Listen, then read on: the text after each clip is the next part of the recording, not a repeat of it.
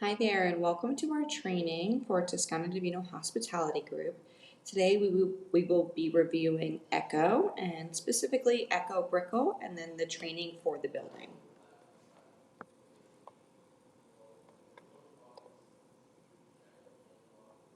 So as I said, welcome to our training, and this training is to review the standards within the Brickell Association, the ECHO Brickell Building Association.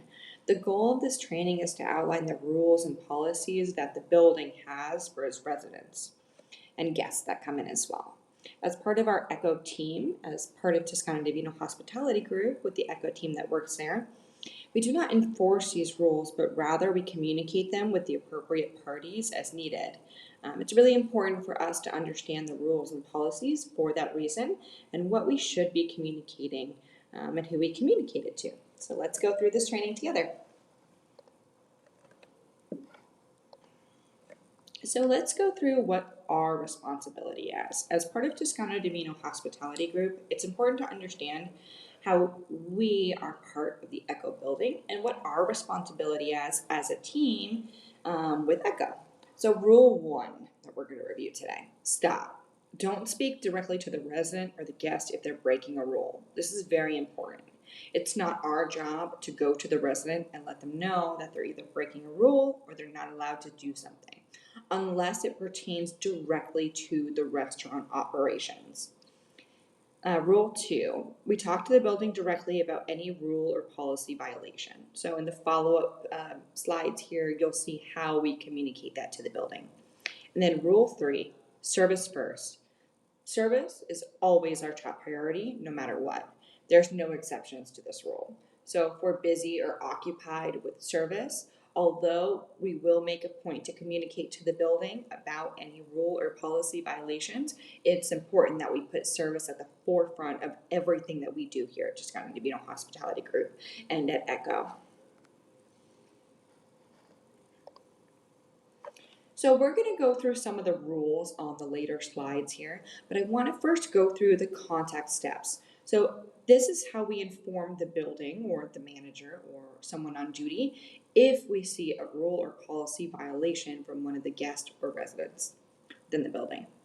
So step 1, the first thing that we're going to do, we're going to call them. The only other time is I know that we have a group chat as well available. So if you are added to that group chat, you are allowed to communicate that within the chat. So if you don't have the chat, we're going to call the front desk. There's certain extensions, including extension 101 and 105 from our phone. We'll either talk to front desk or security. So step 2, as I just said, we're looking to talk to front desk or security, and we will let them know about the rule or policy being violated. If we can provide them with information as well as to who the resident is, if we are aware, which apartment or number they're in, that's also important information as well. And then follow up. The front desk or security will then communicate to the resident directly.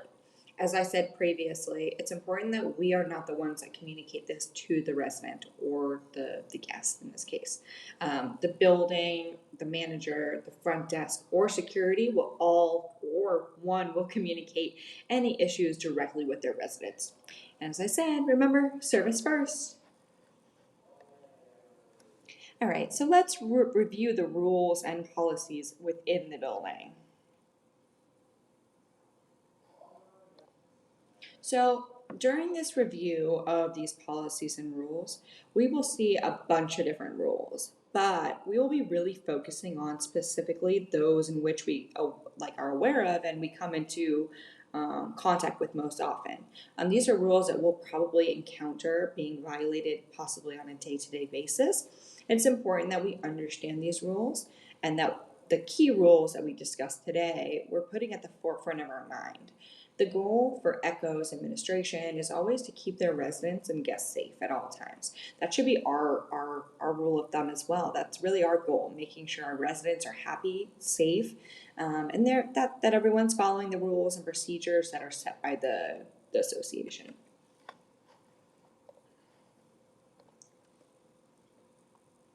So, as I stated during these rule and policy review that we're going to go through, some of them are not going to be applicable to us.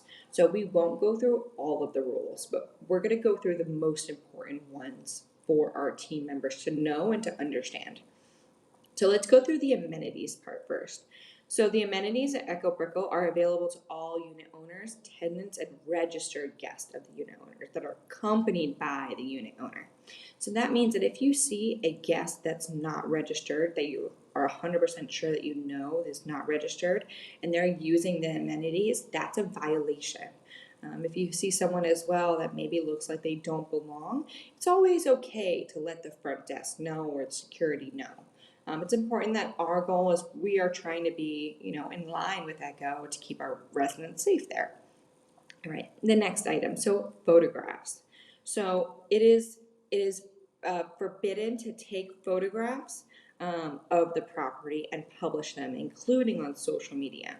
That's important to know and to understand.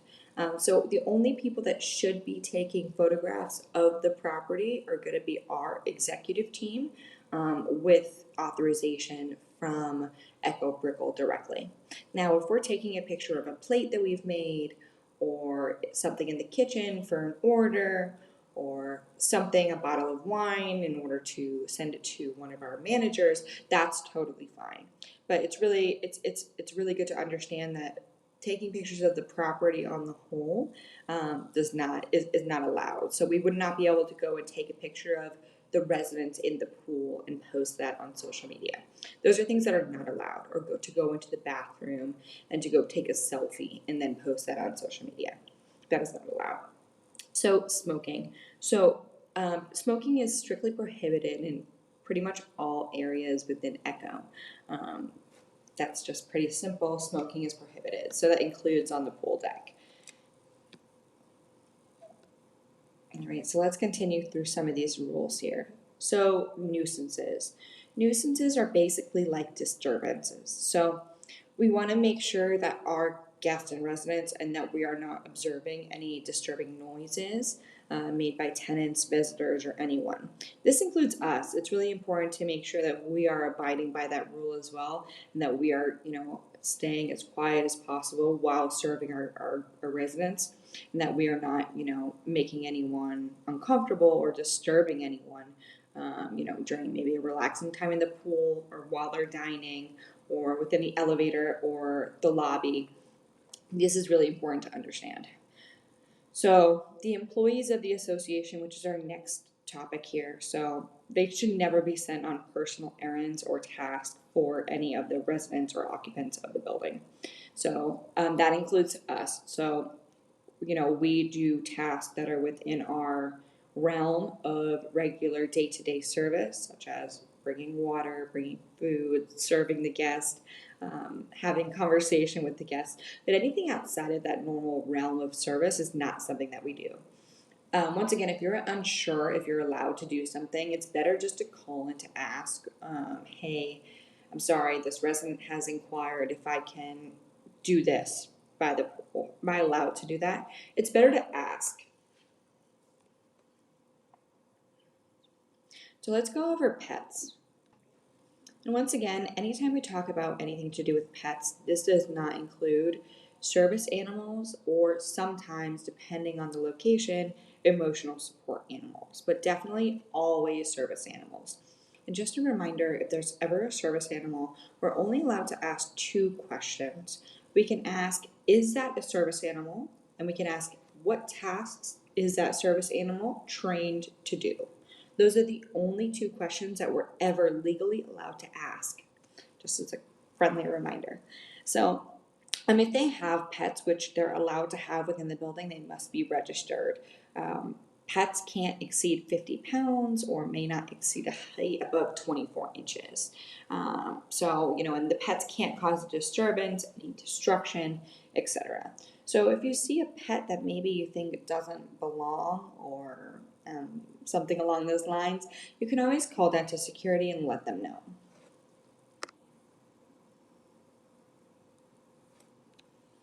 So let's talk about signage. So Basically, we are not allowed to post, advertise, or display anything without approval from the condominium.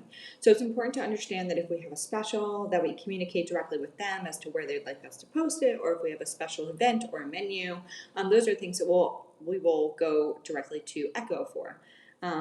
It's important to understand that we are in their building and we are here for them, to make them feel at home and comfortable. They have a certain way of doing things, and we must abide by that. All right, so let's go over our favorite. So the pool rules. So this is where we will kind of skip around a little bit and we'll go through some of it, not all. We're going to go through the parts in which it is really for us, right? That the element of what affects us within our day-to-day operation. So, all right, let's go to number 2. So food and drinks must be consumed in the designated areas provided through the pool deck and kept 12 feet away from the pool. So this means that they cannot eat food within the pool. That means that generally we should service guests outside of the pool. If a guest asks if they can bring the food into the pool, we'll simply say, no, I'm sorry, you're not allowed to bring food into the pool.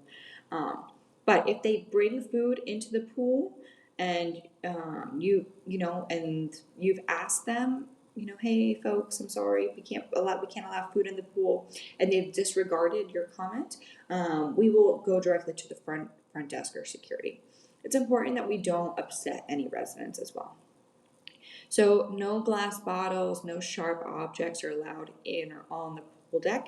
This is quite obvious. It's important for us to be super careful as well with our bottles, right? So if we have a bottle of wine, we have to be super cautious about the way in which we utilize that, where that goes within the pool deck, and we have to be very, very cautious. Remember, people are walking around barefoot, they don't have clothes on. It can be really easy for someone to get cut. So pets are not allowed on the pool deck. So although pets are allowed within the building, they are not allowed on the pool deck. So children that are under 16 need supervision. They cannot be in the pool by themselves. There's also no smoking. And then there's pool hours, which is dawn to dusk as well, just to make a quick mention of. So let's continue with some other pool rules. So the pool is only for use of the residents and their guests. If there is a case in which that the pool is very crowded, the association will determine the maximum number of guests that are allowed, to use the pool facilities at any time. So no coolers are allowed in the pool deck and no outside food. I know that this is a little bit complicated, so if you have an incident in where there is outside food, make sure you let your manager know, your supervisor know about this, as well as the front desk. It's going to be a tricky thing to handle, but it's important. We're there for a reason. We're there to serve our guests, and we offer things. We will always try to accommodate wherever we can. And it's important that we don't allow outside food, and that doesn't become any normal behavior for our residents, as that's why we're there for. That's why we have a restaurant within their pool deck.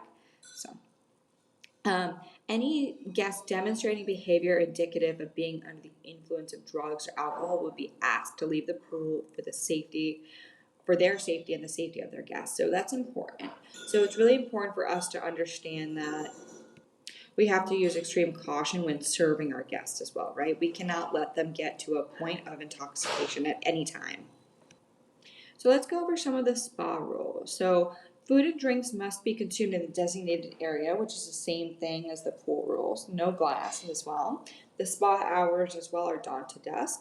And then this also says that pregnant women, small children, people with health problems using alcohol, narcotics, or drugs should not use the spa pools, meaning the whirlpools. It's really important to understand that we have to use extreme caution when making a determination on someone's status, whether that be pregnancy, health issues, alcohol, potential intoxication. It's really important that we're cautious about that. So any questions that you might have, you can always let one of our supervisors know, or you can call the front desk or security if you need additional assistance. Also, of course, in the same area, no smoking is allowed.